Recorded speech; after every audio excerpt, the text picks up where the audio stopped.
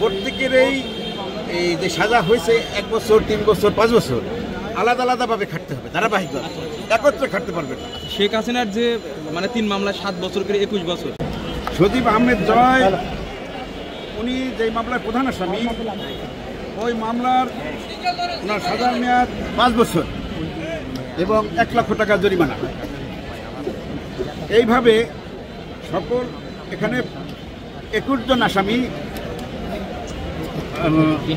3টি মামলায় 21 জন আসামির বিভিন্ন মেয়াদে সাজা হয়েছে।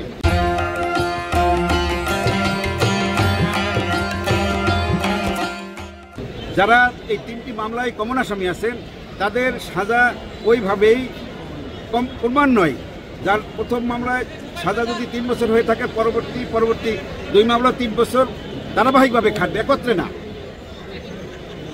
ক্রমান্বয়ে আলাদা আলাদা সাজা। তার রায়ের মধ্যে সংক্ষিপ্ত একটি পর্যবেক্ষণ প্রদান করেছে। সেই পর্যবেক্ষণে উনি উল্লেখ করেছেন যে একজন দেশের প্রধানমন্ত্রী যে তথ্য গোপন করতে পারে, মিথ্যা হলফনামা দিতে পারে, এটা তার কাছে বিশ্বাসযোগ্য হয় নাই। সে অবাক হয়ে গেছে যে একটা দেশের প্রধানমন্ত্রী কিভাবে, 4 বারের প্রধানমন্ত্রী, উনি কিভাবে মিথ্যা হলফনামা এবং তথ্য গোপন করে, জনগণের সম্পদ উনি মিথ্যাভাবে নিয়েছেন। রাজুক এবং গণপূর্ত মন্ত্রণালয়ের বিষয়েও কিছু অবজারভেশন দিয়েছে তাদের আইন পরিবর্তনের জন্য, এবং তাদের যে এক্সিস্টিং কিছু আইন আছে ওটা পরিবর্তন এবং আরও কিছু নতুন আইন অ্যাডপ্ট করার জন্য কিছু পর্যবেক্ষণ দিয়েছে।